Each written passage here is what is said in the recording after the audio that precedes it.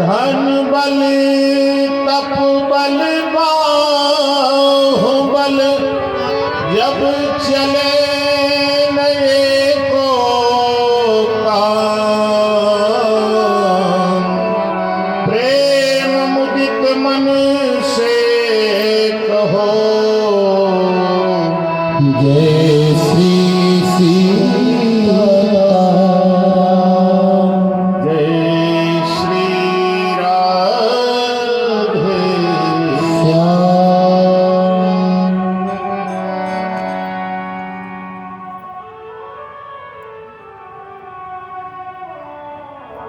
परमाराध्य अकारण करुणा बलवाले जगत नियंता परमात्मा प्रभु श्री राम,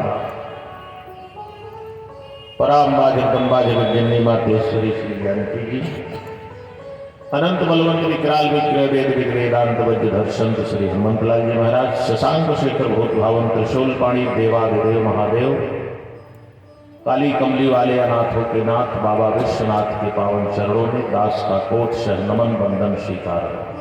तदंतर सत्संग प्रांगण में विद्यमान भगवत पादार वृंदानुरागी मधुमंगल वै संत प्रवर, वात्सल्यमयी करुणामयी मातृशक्तियां, सीता सावित्री गार्गी अनुसैया के आदर्शों में प्रमाणित भारतीय आर्य देवियों एवं भारतीय वाटिका के खिले अखिले पुष्पित पल्लवित स्नेह भाजन होनहार भावी अणधार प्यारे बच्चों, क्षेत्र जवार के यत्र तत्र सर्वत्र से पधारे हुए महिमा मंडित गरिमा मंडित लोग जो स्थल को आलोकित और गौरवान्वित कर रहे हैं, आयोजन की पृष्ठभूमि में भगीरथ प्रयास कर रहे आदरणीय शुक्ला जी का समस्त परिवार,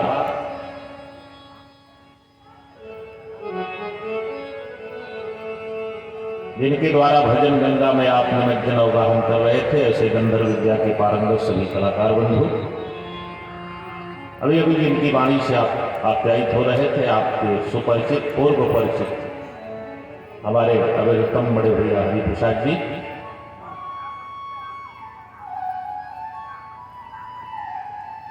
आइए सत्संग की आवश्यकता इसलिए भी है कि सत्संग के पंडाल में बैठ के ये नौजवान जो है चंडाल नहीं बनेंगे, क्योंकि आज की युवा पीढ़ी पाश्चात्य संस्कृति की तरफ उन्मत्त होकर के भाग रही है।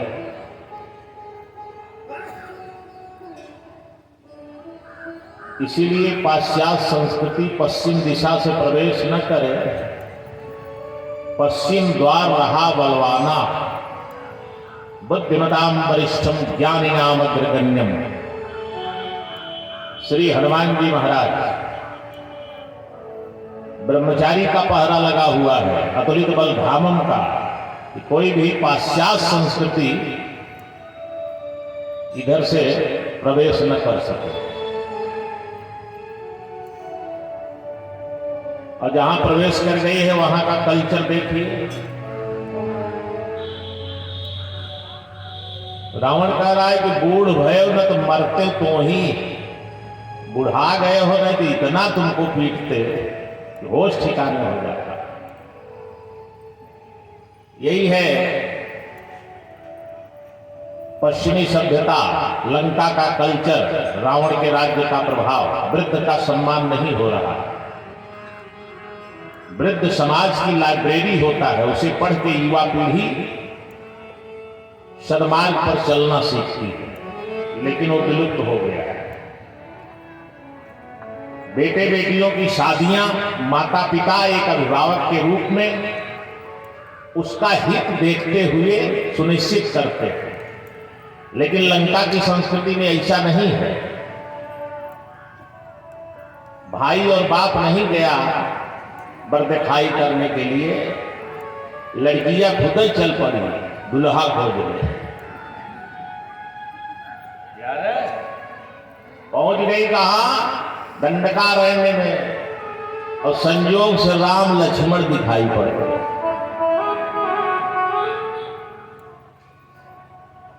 पंचवटी सो गई एक बारा और देख विकल भई जुगल कुमारा। केवल राम जी को देख के मोहित नहीं हुई,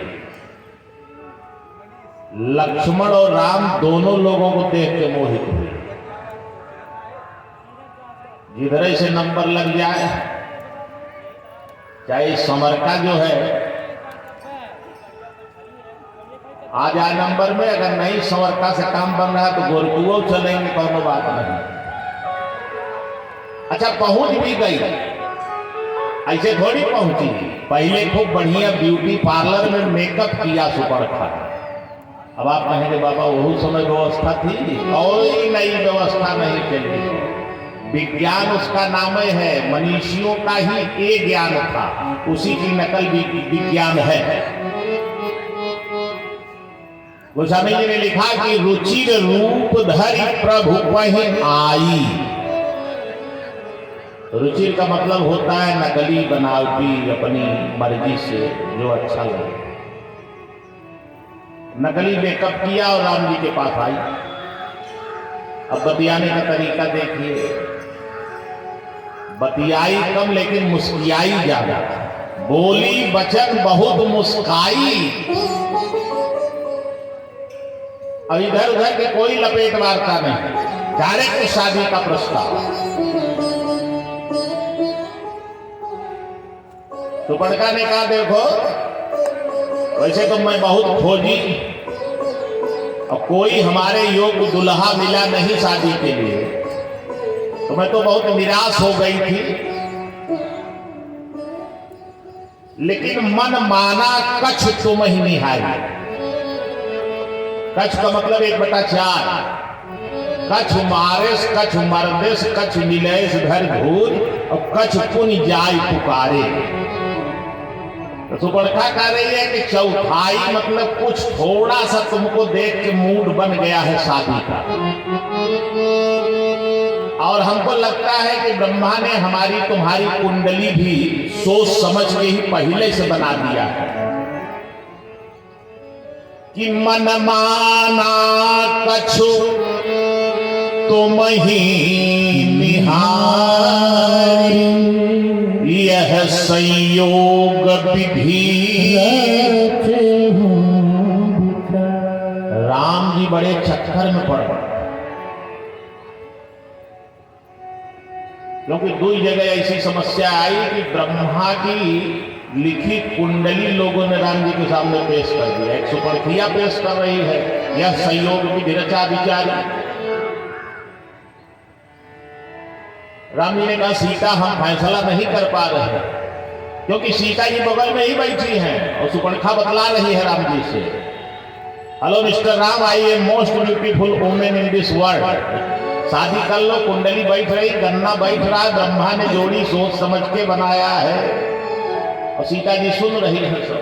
तब राम जी ने सीता जी की तरफ देखा, बोले देवी हम निर्णय नहीं कर पा रहे कि ब्रह्मा ने हमको किसके लिए बनाया, क्योंकि जब हम जनकपुर गए थे तो आपकी सखियों ने भी हमें ब्रह्मा का एक फरमान सुनाया था। क्या सुनाया था सरकार? राम जी ने कहा किशोरी जी जब मैं जनकपुर में गया दुल्हा के रूप में तो आपकी सखियों ने हमसे कहा, आपस में वार्ता कर रही थी, मैंने सुना एक सखी दूसरी से कह रही कि हे सखी कि जे बिरंची रची और सीय सवारी। जिस ब्रह्मा ने इतना बढ़िया सुंदर सीता को बनाया है, उसी ब्रह्मा ने सीता के लिए राम जी को बनाया है कि जेहि बिरंची रची और सीय समारी, सोई श्यामल बर रचे विचारी। तो सीता हम समझ नहीं पा रहे हैं कि सुपर्णखा कह रही कि ब्रह्मा ने आपको मेरे लिए बनाया है, सखियां कह रही है कि ब्रह्मा ने हमको आपके लिए बनाया है। तो ब्रह्मा ने हमको बनाया किसके लिए है, हम यह नहीं समझ पा रहे। राम जी ने कहा देखो देवी, आप समझ नहीं पा रही हो, हमारी तो शादी हो गई है और हमने जीवन में एक पत्नी व्रत धारण किया है। बगल में हमारी धर्म पत्नी जी बैठी हैं, तो आप ऐसा करो, एक सीट खाली है हमारे यहाँ। जिस कंडीशन की कुंवारी आप अपने को बता रही हैं, तो एक कुंवारा उसी लेवल का मिलता जुलता हमारे पास है। यद्यपि सुपर्णखा की शादी हो चुकी थी विद्युत जिह्वा से, रावण ने उसके पति को मार डाला था। लड़ाई में वो सेनापति था, तो जब उसको भूख लगती तो उलट के अपनी सेनाएं खा जाता। एक दिन रावण गया, दौड़ा, देखा तो सारी सेना समाप्त। बोला क्या हो गई? बोले भूख लगी, खा गए, बस तुरंत वध कर दिया। अब सुपर्णखा कह रही कि ताते अब लगी रहे कुंवारी, मन माना कछ तुम ही है। तो विवाह के बाद पति के न रहने को कुंवारी बनी घूम रही। और राम जी को देखी तो शादी की इच्छा हो गई। तो राम जी ने कहा हमारे पास एक कुंवारा है, वहू की शादी हो गई थी, लेकिन 14 वर्ष के लिए नार नींद भोजन परिहरई, सबका परित्याग करके जंगल में आया है। तो गजब कुंवारा कुंवारी के जोड़ है, तो वहीं चली जाओ। अब गई, चलो ठीक है भाई, सवरकू नहीं आ रहे हैं लाइन में, तो गोरकुए से देखें। वहां भी जब सुपर्णखा ने अपना प्रस्ताव रखा,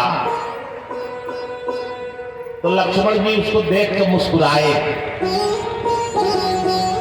और मुस्कुराते हुए बोले देवी, हे सुंदरी, तुम गलत जगह आ गई हो। स्वामी के पास ही सारा सुख हो सकता है। सेवक तो सेवक होता है कि सुंदरी सुनो मैं तीन कर दासा। मैं तो उनका सेवक हूं देवी, मेरे पास कोई सुख नहीं मिलेगा, तुम्हें उन्हीं के पास जाओ। तो सुपर्णखा ने कहा तो कह रहे हैं हमारी शादी हो गई है। लक्ष्मण जी ने कहा कि कौन बड़ी बात है, उनके बाप जो थे ना वो 700 शादी किए थे, तो दुइयो चार के गए, एक कैन हुई है अभी। दुल्हिन पाए लागवे सिखवत सबई 7 सत सासा। सीता जी के ब्याह के आई तो 700 सास एक लाइन में खड़ी भई माता जी। अब कुल सासुन के गोड़ धाई के अचरा से और आशीर्वाद ले कि पतो है कि नई नई बहू आई है। अब कल्पना करे आप 700 दाएं हुए के पड़े और फिर खड़ा हो पड़े, तो बा कौनो रामदेव बाबा के ऐसे योगा जवाने का थाम सके, फेल हो जाएगा। बिहने भी एडमिट हो पड़े हड्डी के अस्पताल में।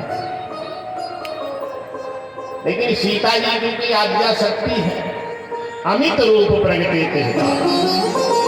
जितनी सास थी उतनी सीता बन गई और सबको एक ही बार में प्रणाम कर लिया। बोलो भक्तवत्सल भगवान जय हो। लक्ष्मण जी ने कहा कि पिताजी 700 विवाह किए थे, तो 2-4 नहीं कर सकते, जाओ बस। फिर गई बेचारी। अब एकदम फुटबॉल की तरह दोनों भाई उसको इधर से उधर घुमा रहे। इस भूमिका का मेरे अभिप्राय था प्रभु प्रेमियों, आज नौजवान जो पाश्चात्य संस्कृति की तरफ भाग रहा है, सनातन धर्म की अस्मिता को भूल करके, संस्कारों को भूल करके,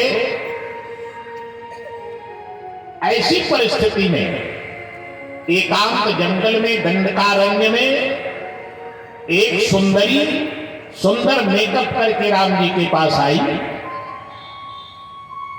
और डायरेक्ट शादी का प्रस्ताव रख दिया। लेकिन भगवान की मर्यादा देखें और राम का चरित्र देखें। सुपर्णखा कह रही हमसे विवाह कर लीजिए, कुंडली बैठ रही, ब्रह्मा ने जोड़ी सोच समझ के बनाया है। आजकल का अगर ये संस्कार विहीन पाश्चात्य संस्कृति की तरफ भागने वाले नौजवान रहते तो सीटी बजा के गाने लगते, जब दिल न लगे दिलदार हमारी गली आ जाना। लेकिन राम की मर्यादा देखें, राम जी ने क्या किया, सुपर्णखा की तरफ देखा तक नहीं। भगवान ने, गोस्वामी जी कह रहे हैं कि सीता चिते कहीं प्रभु आता, सीता चिते कहीं प्रभु आता।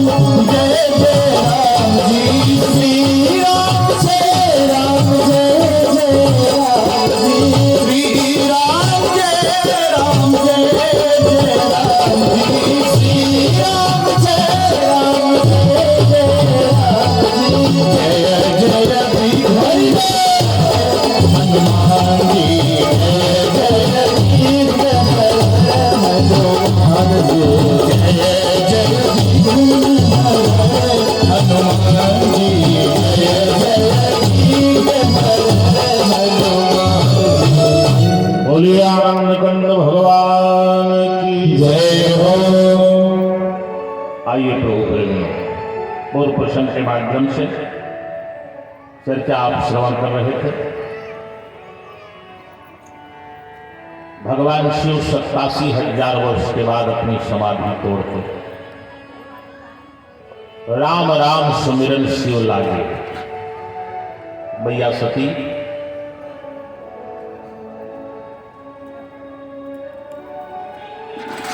आज आज्ञा लेकर के पिता के घर दक्ष के यज्ञ में पहुंचती हैं।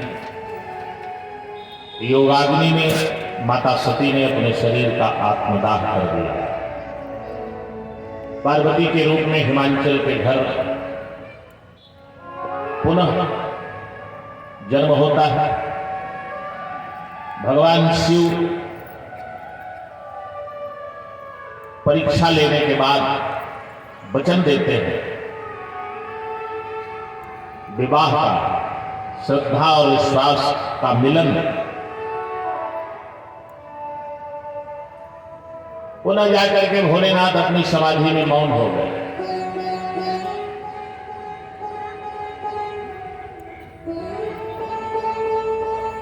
उसी समय एक भयानक असुर का प्रादुर्भाव हुआ, जिसको वरदान है तो किसी से मरेगा ही नहीं। केवल भगवान शिव के पुत्र के द्वारा ही उसकी मृत्यु होगी। अब पुत्र कहां से होगा? जब विवाह ही नहीं होगा तो पुत्र कहां से होगा? तो सारे देवता एकत्र होकर ब्रह्मा बाबा के पास पहुंचे। भोलेनाथ, आप कुछ उपाय बताइए, बहुत परेशान हैं हम तारक असुर के अत्याचार से। बोले इसका निवारण तो भोलेनाथ ही कर सकते हैं। जब तक विवाह नहीं करेंगे तब तक उसके मारने की दवा नहीं बनेगी। शिव पुत्र के द्वारा ही उसका वध होगा। तो बोले महाराज कौन जाए शंकर जी के पास क्रोध भाजन बनने के लिए? ब्रह्मा जी ने कहा देखो मैं चल रहा हूं, तुम लोग मेरे पीछे पीछे आओ और पहले हम जाएंगे वहां, तुम लोग थोड़ा दूर है वहीं रुके रहना। जब सब मामला ठीक ठाक रहेगा तो वहीं से हम इशारा करेंगे, तब तुम लोग आओ। जैसी आज्ञा पितामह। ब्रह्मा बाबा के साथ सारे देवता लोग पहुंच गए भगवान शिव के पास। सबसे पहले ब्रह्मा बाबा पहुंचे। भोलेनाथ ने जब ब्रह्मा जी को देखा, उठ करके अभिवादन किए, स्वागत किया, आसन प्रदान किए। बैठिए पितामह, कैसे आना हुआ?